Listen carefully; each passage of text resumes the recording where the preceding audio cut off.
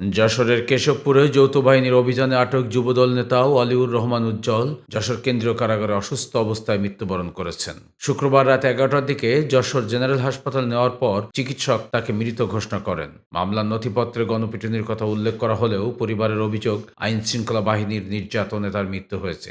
গত বৃহস্পতিবার রাতে যৌথ বাহিনীর অভিযানে উজ্জ্বল বিশ্বাস, জাহাঙ্গীর হোসেন পলাশ, আলম ও রাসেলকে আটক করা হয়। ওই সময় তাদের কাছ থেকে বিদেশি পিস্তল, ধারালো অস্ত্র, মাদকদ্রব্য উদ্ধার করা হয় বলে যৌথ বাহিনীর দাবি। ওই ঘটনায় পৃথক 3টি মামলা করে শুক্রবার তাদেরকে আদালতে সোপর্দ করা হয়। এরপর রাত 9টার দিকে উজ্জ্বলকে আদালত থেকে কারাগারে স্থানান্তর করা হয়। সে সময় তিনি অসুস্থ ছিলেন। তার নথিতে উল্লেখ ছিল তিনি গণপিটুনির শিকার হয়েছেন। পরে তাকে কারা হাসপাতালে স্থানান্তর করা হয়। রাত 10:30টার দিকে হঠাৎ তিনি আরও অসুস্থ হয়ে পড়েন। এরপর তাকে যশোর জেনারেল হাসপাতাল নেওয়া হলে চিকিৎসক তাকে মৃত ঘোষণা করেন। পরিবারের অভিযোগ আইন শৃঙ্খলা বাহিনী নির্যাতন করে তাকে হত্যা করেছে।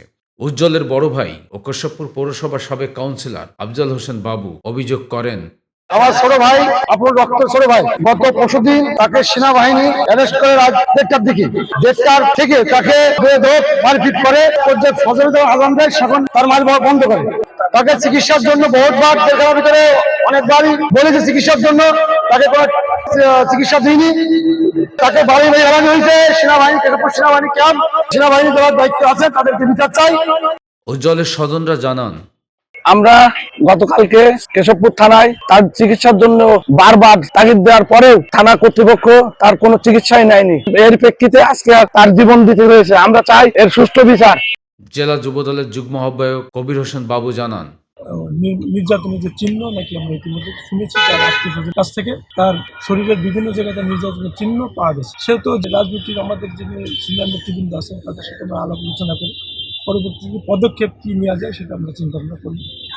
ঘটনার বিষয়ে জেল কর্তৃপক্ষ জানিয়েছে উজ্জ্বলকে আদালত থেকে রাতে কারাগারে স্থানান্তর করা হয়। সে সময় তিনি অসুস্থ ছিলেন। তার নথিতে উল্লেখ আছে তিনি গণপিটুনির শিকার। জেলার আবিদ আহমেদ বলেন, উজ্জ্বল বিশ্বাস 9:30 থেকে আমাদের কারাগার রাত 9:30টায় মেডিকেল সার্টিফিকেট নিয়ে আসছিল। মেডিকেল সার্টিফিকেট ডক্টরের সই করা আছে এবং ম্যাজিস্ট্রেট স্যারের সই করা আছে, সিন করা দেখা আছে।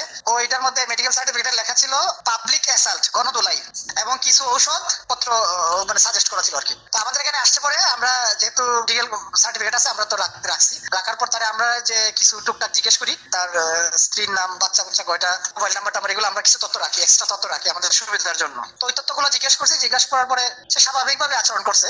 আমরা যে মেডিকেল টিম আছে, ফার্মাসিস্ট থেকে যে ওষুধগুলো সাজেস্ট করছি, এগুলো আরো কিছু বাড়াই দিয়ে তারপর আমরা পাঠাচ্ছি আমাদের কারা হাসপাতালে। পাঠানোর পরে ঠিক 10:30 সে আবার ফল করছে, মানে মারাত্মক ভাবে ফল করছে। আধা ঘন্টা পরে সে ফল করছে।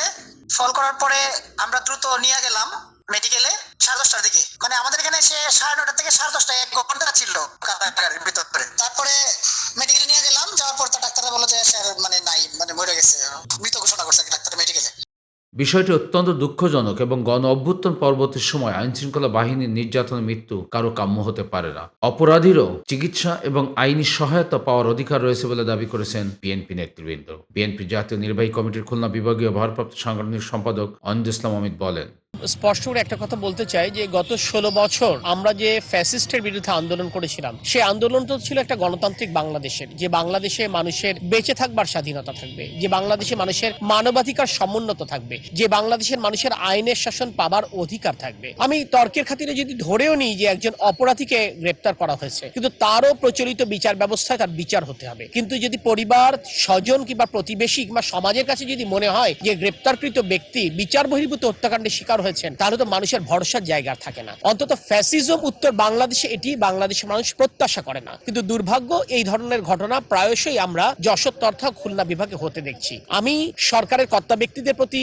অনুরোধ জানাবো, আপনারা বাংলাদেশের জনগণের আকাঙ্ক্ষা পূরণের জায়গায় আপনারা বসে আছেন। আজকে যদি ফ্যাসিস্টের পতন না হতো, তাহলে আজকে সরকার পরিচালনার সুযোগ আপনাদের হয়তো বা আল্লাপাক আপনাদের দিত না। সুযোগ যখন আল্লাপাক দিয়েছেন, তখন মানুষের, অন্তত বাংলাদেশের মানুষের মানবাধিকার যেন সমুন্নত থাকে সেটু নিশ্চিত করবার চেষ্টা করেন এবং গণতন্ত্রের উত্তরণের পথটা স্মুথ করেন, যাতে করে বাংলাদেশের মানুষ অন্তত মানবাধিকারটা সমুন্নত থাকে, তার আইনের শাসন পাবার অধিকার থাকে এবং এই ধরনের বিচার বহির্ভূত হত্যাকাণ্ডের পুনরাবৃত্তি যেন না ঘটে। আর এই ছেলেকে গ্রেপ্তার করবার পর অত্যাচার করা, নিপীড়ন করা, আমি এই বিষয়ে কোনো মন্তব্য করবো না। কিন্তু আমি শুধু এই কথাটা বলবো, সবচেয়ে খারাপ মানুষেরও বিচার পাবার অধিকার রয়েছে। সেই খারাপ মানুষকেও বিচার বহির্ভূত হত্যাকাণ্ড মানে শিকার হতে হবে। এটি অন্তত গণতান্ত্রিক বাংলাদেশে, ফ্যাসিজম উত্তর বাংলাদেশে আমরা কেউ প্রত্যাশা করি।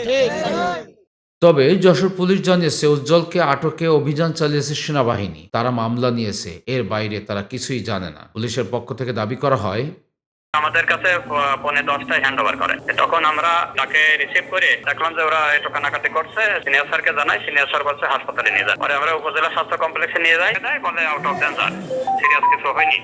তারপরে আমরা থানায় নিয়ে আসে অস্ত্র মামলা, মাদক মামলা রুজু করি। এই মামলা রুজু করতে যতক্ষণ লাগে জাস্ট ততক্ষণই আমরা রেখে আমরা চালান করে দিচ্ছি বিকেলে 12টার একটু আগে নিয়ে আসছি, আর বিকেলে চালান করে দিচ্ছি। এবং ওই সময় আমাদের ফোর্সদের বলেও দিছি যে যদিও মেডিকেল সার্টিফিকেট আমরা দিয়ে দিলাম সাথে, তারপরেও কারা কর্তৃপক্ষকে যেন বলে দেয় যে তারা যেন ট্রিটমেন্ট দেয়। পরে আমরা মামলা রুজু করে আমরা চালা দিলাম, কারণ যে রোগী আমরা নিজেরাই তো রিসিভ করিনি। আমরা আগে ওই ক্যাম্প থেকে নিয়ে সরাসরি থানায় না ঢুকাইয়ে আগে নিয়ে গেছি হাসপাতাল কর্তৃপক্ষ যদি আমাদের কাছে না দিত তাহলে তো হাসপাতালেই থাকতো।